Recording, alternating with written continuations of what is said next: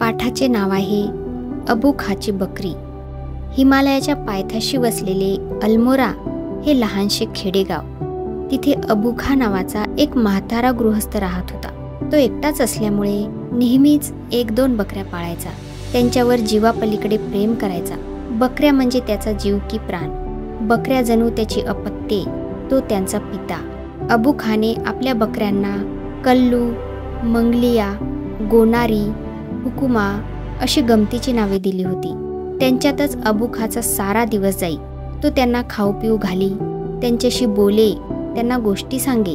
त्यांच्यासोबत दऱ्याखोऱ्यातून, रानावनातून, शेतातून हिंडे फिरे. संध्याकाळ होऊ लागली की तो सर्व बकऱ्यांना घरी आणे, सोप्यात बांधी, खाऊ पिऊ घाली. रात्रीच्या वेळी कुठे बाहेर जाऊ नये म्हणून डोळ्यात तेल घालून तो त्यांना जपत असे. त्या डोंगरात एक क्रूर लांडगा वावरत होता. बकरी दिसली रे दिसली की तो झडप घाली, मारून टाकी व खाऊन फस्त करी. म्हणून अबू खा आपल्या लाडक्या बकऱ्यांना खूप जपायचा. अबू खाने कितीही चांगले खाऊ पिऊ घातले, जीव लावला, काळजी घेतली, तरी बकऱ्या मात्र संधी मिळेल तेव्हा डोंगरावर चरायला जात. अबू खाची उत्तम बडदास्त किंवा लांडग्याचे भय त्यांना डोंगरात चरायला जाण्यापासून कधीही परावृत्त करू शकले नाही. दरीत गेल्यावर त्या परत येण्याचा प्रयत्न करत नसत. डोंगर दऱ्यातून मनसोक्त हिंडायचे, मनमुराद चरायचे, मोकळेपणाने हुंदडायचे, खेळायचे, बागडायचे.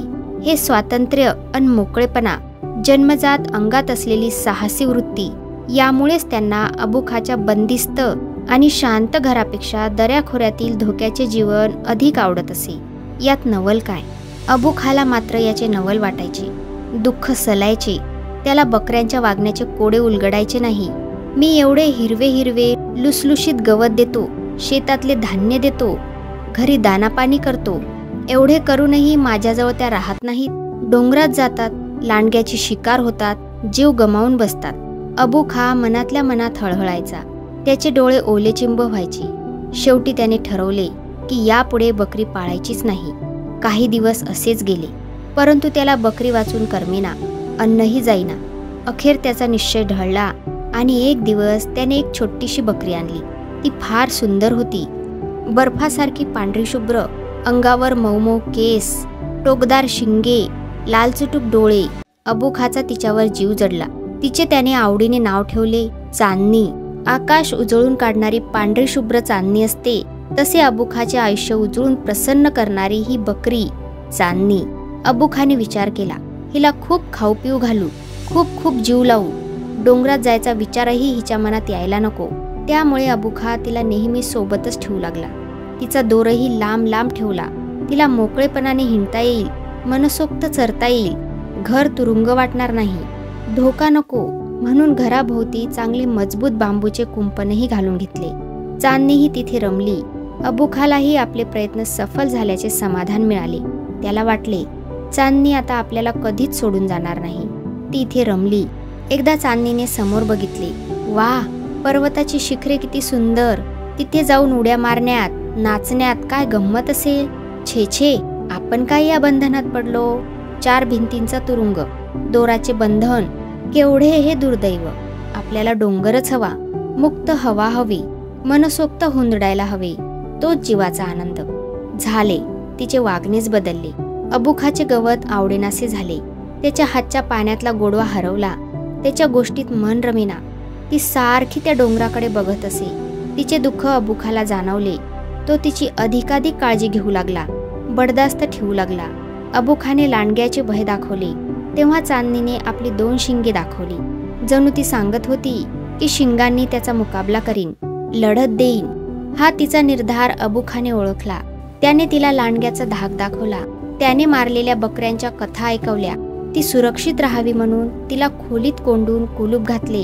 हे करताना खिडकीकडे त्याचे लक्ष राहिले नाही. चांदणी त्याच खिडकीतून उडी घेऊन आपले सारे बळ एकवटून पळाली. डोंगर जणू दोन्ही हात पसरून तिचे स्वागत करत होता. मोकळा थंडगार वारा तिला कुरवाळत होता. वनातील फुले प्रसन्न झाली होती. दूर गेलेले आपले कुणी फार दिवसांनी परत आल्याचा सर्वांना आनंद झाला होता.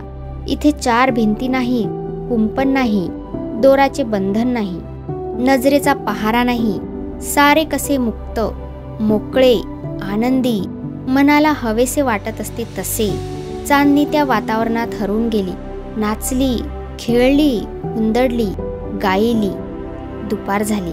मेंढ्या बकऱ्यांचे कळप आले गेले. मेंढपाळाने हाकलत नेले. चांदणीला असा कुठलाच कळप वा बंधन आता नको होते.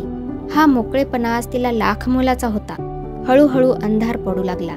दरीतून अबुखाची तिला बोलावणारी शीळ आली. चांदणीने तो मोह टाळला. रात्र झाली. झुडपातून गुर्र गुर्र आवाज पुन्हा पुन्हा आला. 2 खुनशी डोळे चकाकू लागले. चांदणीला लांडग्याचे स्मरण झाले. त्याच्याशी प्राणपणाने झुंज देत आपला जीव गमावणाऱ्या बकऱ्यांच्या कथा आठवल्या. आपण भेकड नाही, शूर आहोत. आपल्यातही बळ आहे, शिंगे आहे. झुंज द्यायला हवी. जय पराजय काय होईल ते हो, सर्वस्व पणाला लावू, असे तिने ठरवले. लांडगा झडप घालायला आला. चांदणी सामोरी गेली. तिचा त्वेष व धैर्य पाहता ती वाघीणच दिसू लागली. दोघांची लढत लागली. ती खूप वेळ चालली. रात्र सरत होती. चांदणी सूर्योदयाची वाट पाहू लागली. शेवटी कोंबडा आरवला. दिवस उगवला. चांदणी रक्तबंबाळ होऊन पडली. झाडावरील पक्षी हे सारे पाहत होते. त्यांच्या चर्चा सुरू झाली. कोण जिंकले? बहुतेकांना लांडगा जिंकला असे वाटले. एक शहाणा वृद्ध पक्षी म्हणाला, नाही, ही झुंज चांदणीने जिंकली. तर अशा प्रकारे हा पाठ इथे संपला. भेटूया पुढच्या व्हिडिओमध्ये. तोपर्यंत धन्यवाद.